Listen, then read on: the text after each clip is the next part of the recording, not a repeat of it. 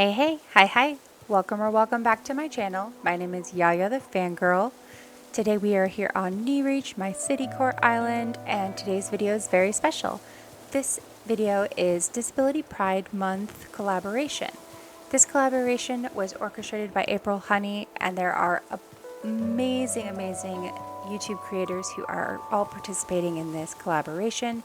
As their videos become available, I will include the links to them below in the description, so definitely go check them out.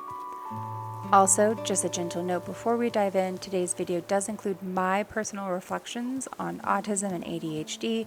If that's something you'd rather skip today, no worries. I'll just see you next time. Today we will be decorating multiple home interiors for different villagers. I decided to approach it this way and decorate each villager's house with a slightly different color and theme to help represent the broad spectrum of autism that different individuals experience. So apologies for not just using one dedicated flag, but I hope you can see the inspiration that I pulled from the Rainbow Infinity flag across the different builds. Also, just a reminder that while some of what I might share sound familiar or relatable, this video is not meant to diagnose or speak for everyone. I'm simply sharing my personal experience and reflections. But with that being said, let's get into it.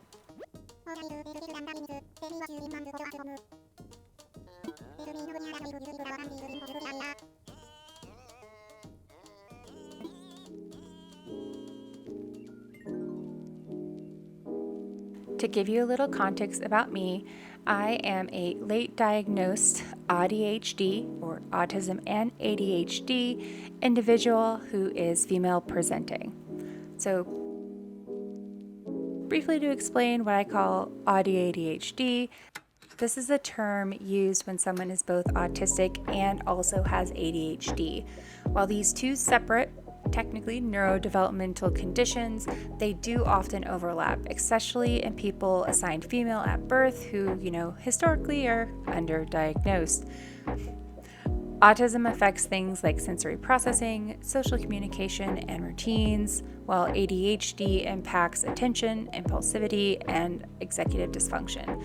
Together, they can create a very unique blend of challenges and strengths, like being deeply focused on a special interest 1 minute and then totally overwhelmed the next. Everybody experiences it differently, and for many of us, getting a diagnosis later in life can feel like we really finally understand ourselves for the first time.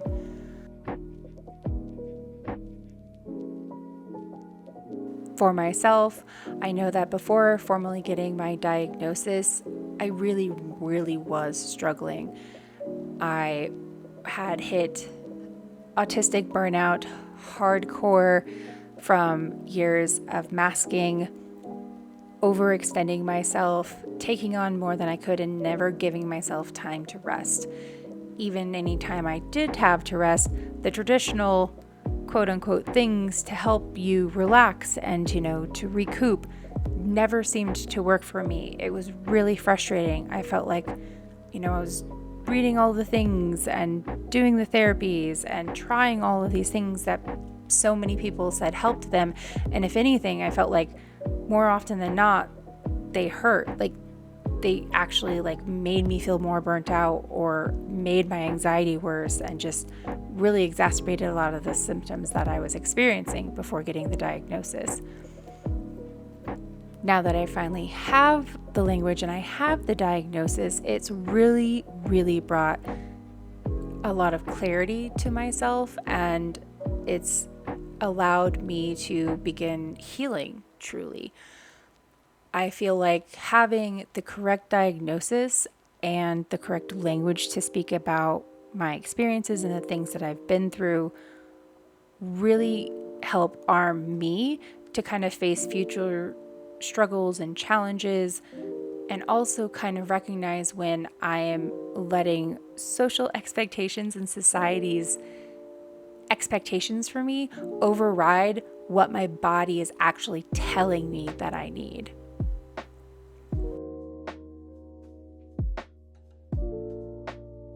So, kind of tying this back to the theme of this video, obviously, Disability Pride Month, I'm kind of just sharing this out here, just to share that, we're not alone, to just kind of help with the representation, to kind of truly claim this a step further as a part of my identity. This putting myself out here like this, I feel like is, a couple of the baby steps towards unmasking and, celebrating and recognizing that, yes, I am very, very much neurodivergent. Yes, I have different needs than everyone around me, but that doesn't mean that I need to, push myself beyond my limits. I just have to learn and recognize and start really listening to what my body tells me it needs and, finding ways to accommodate that in the world.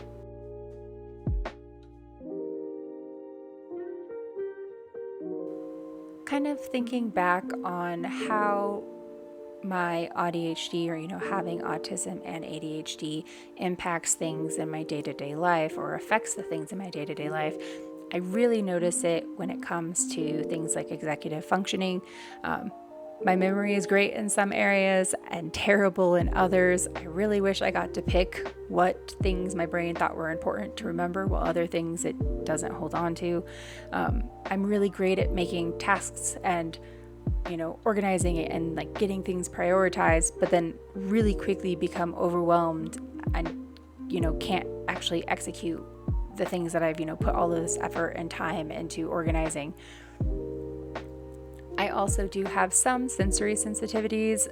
Thinking back even to when I was a child, I was always, quote unquote, the little weird one, always kind of classified as the picky eater, having texture issues, not really liking loud things. To this day, I am absolutely petrified at the sound of popping balloons, even if I'm the one popping them.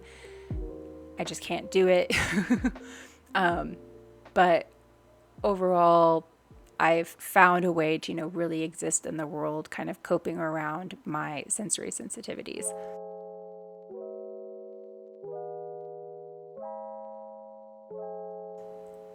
Another area where I do struggle a bit is with social communication. Mostly it just comes with a lot of delayed processing and masking. There are many social expectations to show up and perform, and I find it very easy to kind of slip into that mask and to go and do the events. But then I am so absolutely exhausted when I'm done, and often it's not until later that I realize, oh hey, someone said something I really didn't like. I thinking back, I wish I could have said something else, or stood up for somebody because I overheard something. There's a lot of delayed processing that happens because I tend to default into masking mode.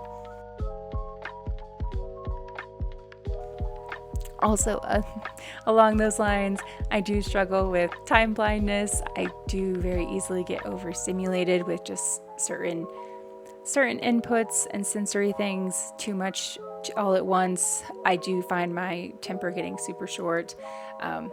Also, really difficult to engage in topics that I don't enjoy. I do love info dumping, so I love it when I find other individuals who have similar hobbies or niches that I can, relate to, and we can kind of sit there and, talk to each other, for half the night.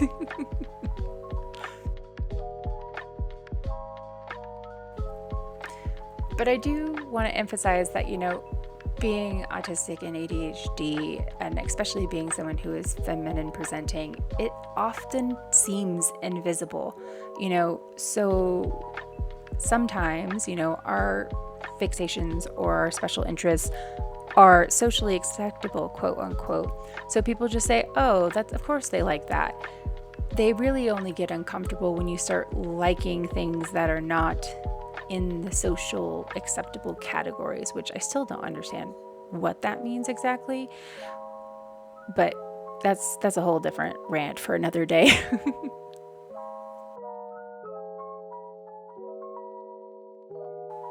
Overall, though, I have started to learn and deconstruct a lot of the unhelpful masking behaviors that I've had in the past that have, pushed me to override my own sensory needs, my own my own body's cues saying, oh, you're hungry, you need to drink more food, you need to eat something, you need to find a quiet space. So often I've overridden those signals, and in the past couple of years since getting my diagnosis, it's been a really slow process of learning to actually listen to my body's cues and actually learn them, because for so long I was told that they were, too much, and that I should just ignore them, that they were bad, like that it was like misfiring, but that wasn't the case. It was that everything was too much. I was overdoing it. So now I'm really working on setting healthy habits and slower routines that don't drive me back to that point of burnout where I was before.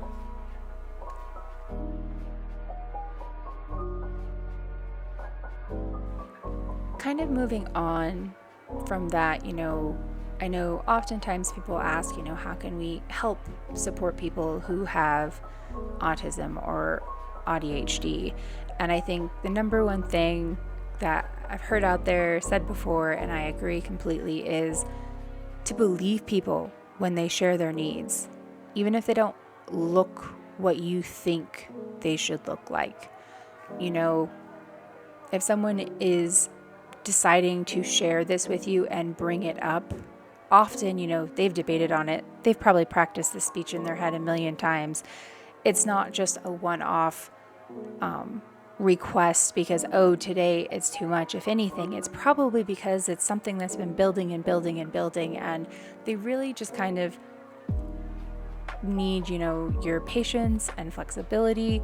And if they're, taking the time to kind of share this, kind of just coming back with clear communication and being mindful of when they're kind of sharing those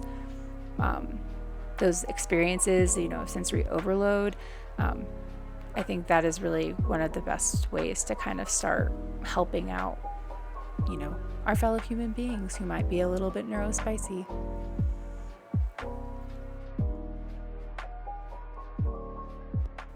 I also think it's really important to respect, accessibility tools, and they can be different. I know that, fidget items have become very popular, but, subtitles are sometimes really, really helpful, and getting frustrated that we need subtitles for everything is, even if it's an offhanded comment that you say, we hear it and we feel it.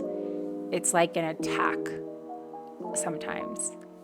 So if you could please try to make space for those types of accessibility things, even things like quiet zones, that would be really helpful.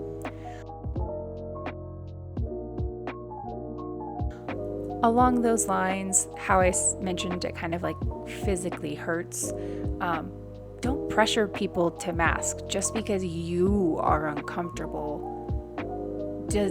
You're basically saying, well, I can't be comfortable, I have to be comfortable, but you can't be. You might not mean it that way, but that is literal translation of what you're telling somebody. Please let them stem, please let them be themselves, and take breaks when they need to. They will appreciate you, and I feel like, yes, it might be a small break in the relationship, or it could be 5 minutes.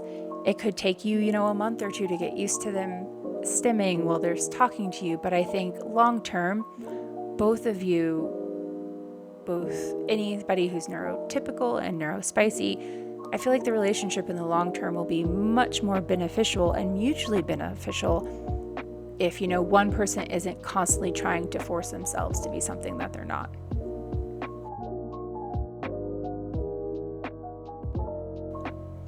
Also, obviously, for content creators, definitely share and boost neurodivergent voices, and I'm going to try to do better myself, but remembering to include accessibility features in videos. I know YouTube and Twitch offer various different options, and I think engaging in those is really good. Also, of course, allies can educate themselves, ask respectful questions. Questions are always respectful when they come from a place of true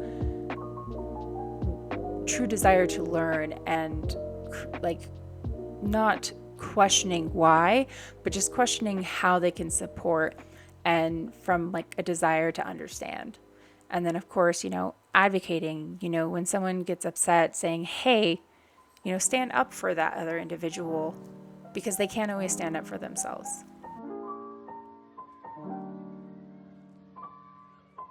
All right, moving on next, I do want to just really briefly, talk about disability pride. I know it's about awareness and celebration, but I wanted to take a quick moment to talk about the autism flag that I chose and just kind of the purpose of it. So as you can see from the lower right hand corner, I selected the rainbow infinity symbol flag. This is a newer autism awareness flag, alternate to the blue puzzle piece flag that is out there today. And I really, really love this flag because of what it symbolizes. I felt like this is a flag that was, designed by the community, for the community, and I feel like it really shows pride in, our neurodivergence.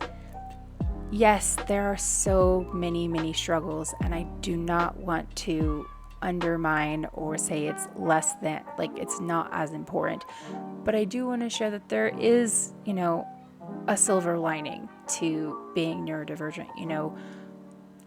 I feel like our community and our neurodivergent bubble, there's just so much creativity, so much sensitivity.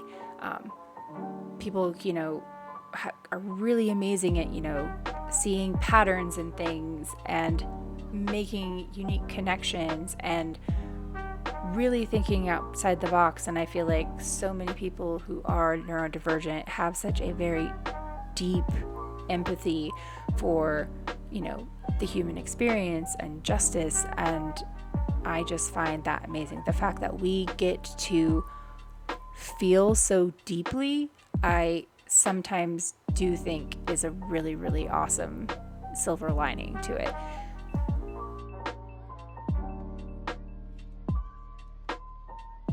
Tying it back to Animal Crossing and, just kind of cozy gaming in general, I'll kind of lean into ACNH specifically, but I really, really love this game. I feel like this is a safe and creative outlet and place for me to really express myself. And at the same time, it really helps me self-regulate because, we have so many worlds that we can create here within ACNH. You can pick a theme, you can, kind of hunt for villagers, you can do challenges such as, like hard mode, or do like a 30-day challenge, or, going out there and being like, I'm going to do this theme, but I'm going to like get everything the OG way, or, take a fun way and, using TIs or treasure islands and, quickly go get all of the items that you need and then just have a blast decorating. I find it so soothing and fun to be able to decorate and be creative and then be flexible, because then once you're done with an island, you can save it and then send it into the ether and then start all over again. And I just find that really, really nice, at least for me.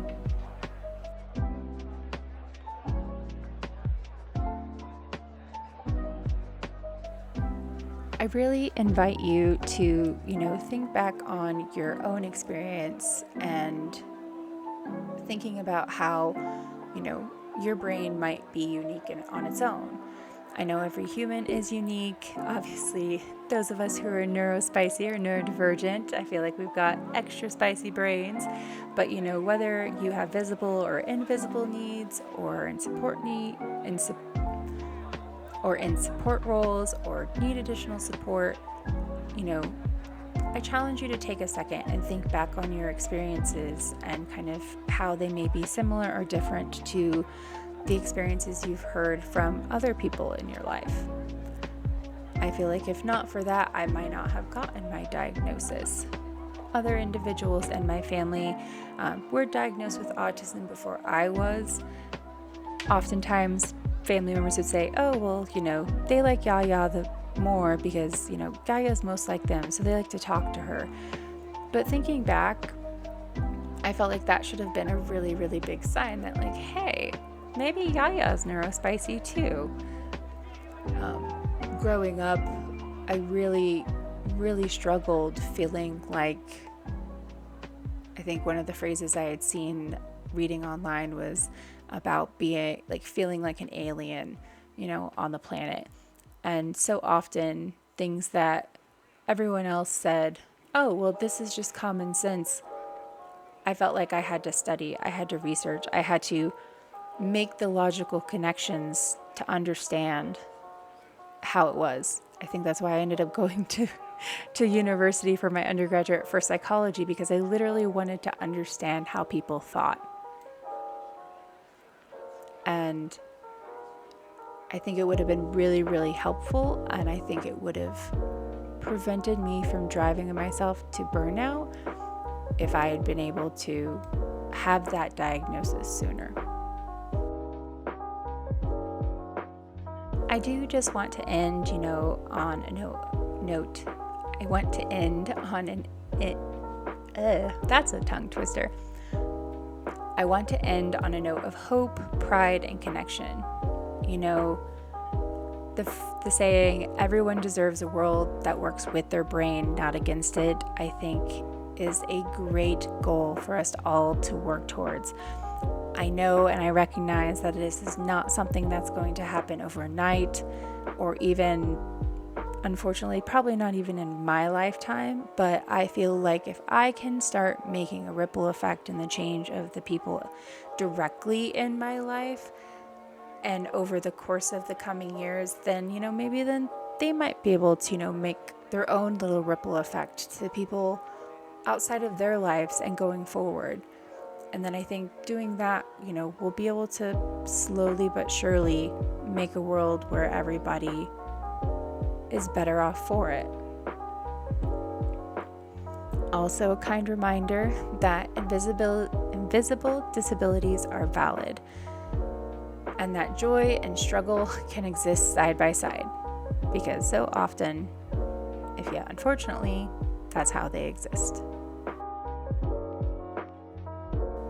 I also hope that as you've seen all of the different houses today, you've kind of gotten a different vibe and feel from each of them.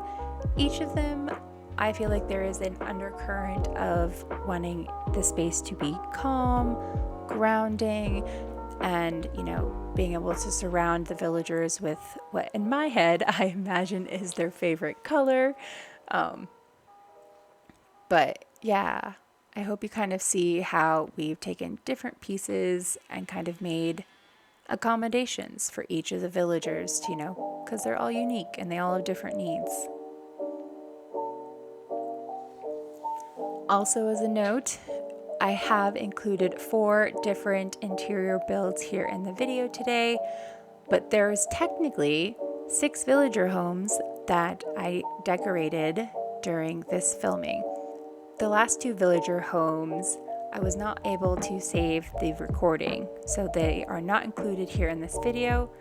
That or this video would be much longer. But here pretty soon, the dream address should be made available. So I do encourage you, once the DA is available, I'll link it in the description below, but go check out all of the different villager houses if you get a chance, and kind of, take a gander at and take a guess at what you think their favorite hobbies are.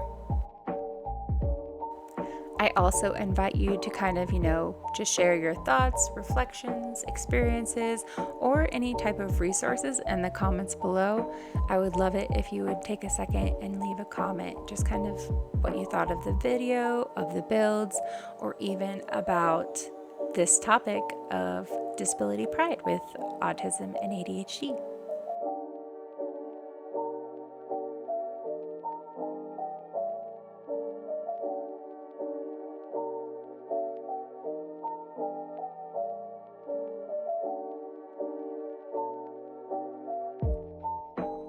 please go check out the other creators participating in the Disability Pride Month collab. Their videos are amazing, and this is going on all month, this month of July 2025.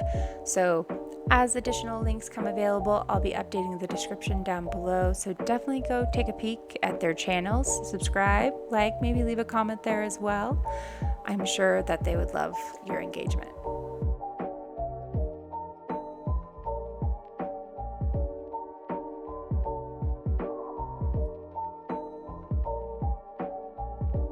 Alright, here's a quick recap of the 4 homes that we decorated today.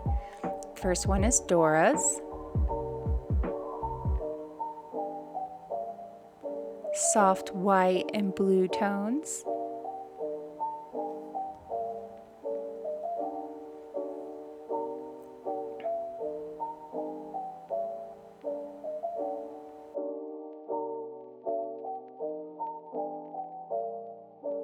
Next up is Pioki. Warm wood and tan tones with a lot of green accents.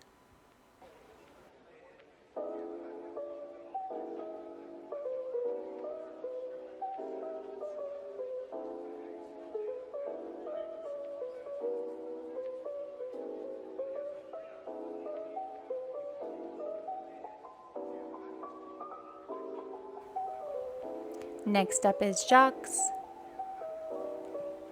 His home is a little adult friendly if you didn't notice, but he is the musical artist of the island.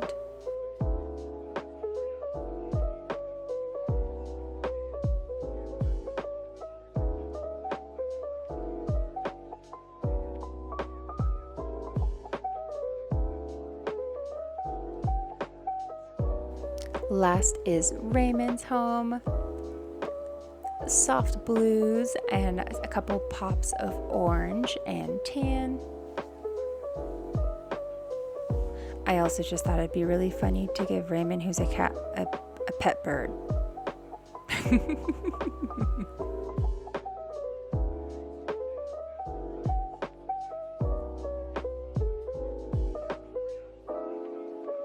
All right, well, thank you once again for coming along with me today. I hope you got some good ideas for your own home interiors.